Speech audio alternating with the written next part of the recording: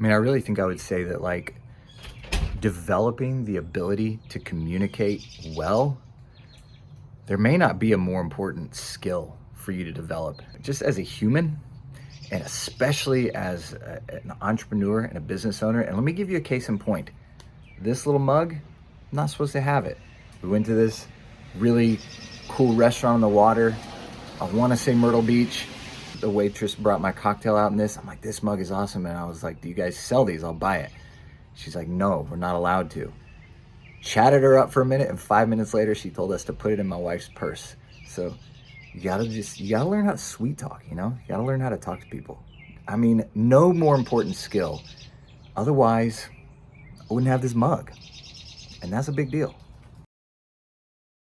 My name is Brian Bandas. I'm building a real estate development company. I'm becoming a better father, a better husband, a better entrepreneur, and a better man every single day. Let's get it.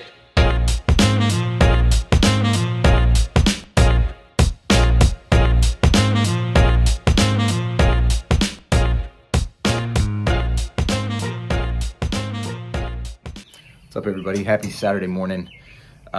Started my Saturday very early this morning, around 7 a.m. with a problem related to my business. So I woke up to a phone call, and basically my brother-in-law, who is my superintendent, we've got this piece of land, and it's right next to a much larger piece of land. We've got like 2 acres. This guy's got, I don't know, 40, 60, 80, something like that.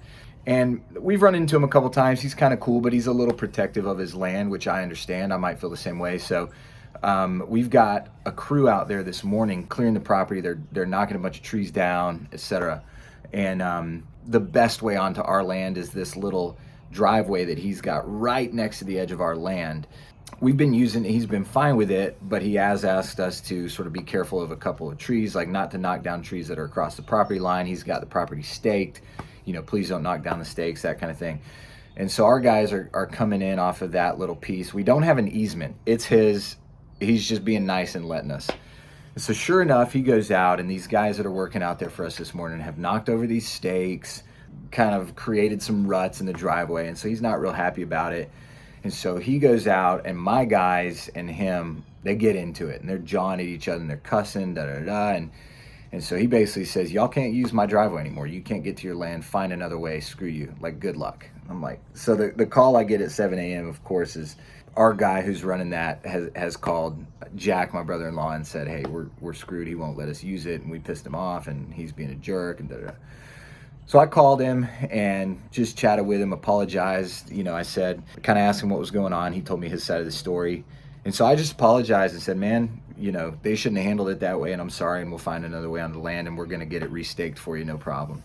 For me, there were sort of 3 takeaways that I thought were worth sharing. The first was that as soon as I called him, the very first thing I said was, hey, man, this is Brian. I own that piece of land. It sounds like there's been some problems, and I just wanted to see what's going on and see how we can make it right. So the very first sentence out of my mouth was some humility, and I said, you know, let me know how we can make it right. And immediately his tone, instead of being angry at me, was he started talking to me like an ally. He goes, well, here's what's going on, and they said this, and all I really asked them was to not knock this stuff over, and da-da-da-da. And instead of being apologetic, when I came out and talked to him, they got snippy with me. And everything he said, I just said, man, yeah, dude, I would have been pissed too. I'm sorry that they said that. I'll talk to him.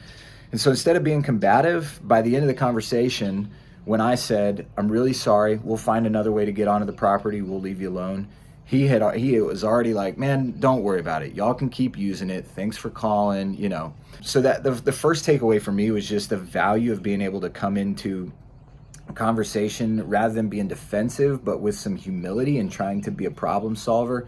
It absolutely put him a little more at ease, and he and I can now have a good relationship. I mean, we got land right next to each other. I'm sure this isn't the last time that some of our stuff will spill over the property line, and it's absolutely better for he and I both to have a good relationship. The second one was that I don't know about you, but I can tend to, when I come up against tasks that I'm dreading, I can tend to put them off. And when I first got that call, I didn't want to deal with it, right? It's 7 a.m. I wasn't still asleep, but like it's still early and I'm still easing into the day. I really almost, like, the thought in my mind was, all right, well, I'll call him later today. I'll do it. Like, I didn't want to deal with it yet. And for me, I've caught myself many times, like, procrastinating on the things that feel the scariest. And usually those things are the most important. And for me, a lot of that comes down to, like, do I have belief in myself? And I had a moderate belief that I could call this guy and make this conversation work, right? And my fear was I call him and it goes really sideways and it gets worse. And now we got to figure out how to access our land and maybe put in a temp drive and incur extra costs. And just, I was able to just ignore those and pick up the phone and just feel it out. And it ended up fine. And what I've discovered is that over the years, the more times that I just take a problem head on, the more times that imagined terrible scenario doesn't happen. Like, it never, I don't want to say never, it almost never goes the way that my imagination, which is playing on my fears, tells me it might go. Like, my worst case scenario this morning was, I'm going to call him. He's going to be pissed. He's going to say, not only can you not use my land, but you're going to hear from my lawyer. Like, this crazy thing. It's not that couldn't have happened, but that was all really just a figment of my imagination based on my fear. And it didn't happen. My third takeaway, actually, I think I combined my second and third takeaways. One was to not give in to the fear and, like, procrastinate based on the fear.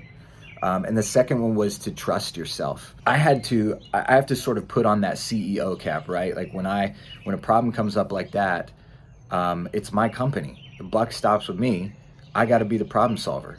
But I have to know that I have that to tap into and sort of put on that hat of, okay, I'm going to own this. This is mine. It's my problem to deal with, and I'm going to own it. I'm going to be the problem solver.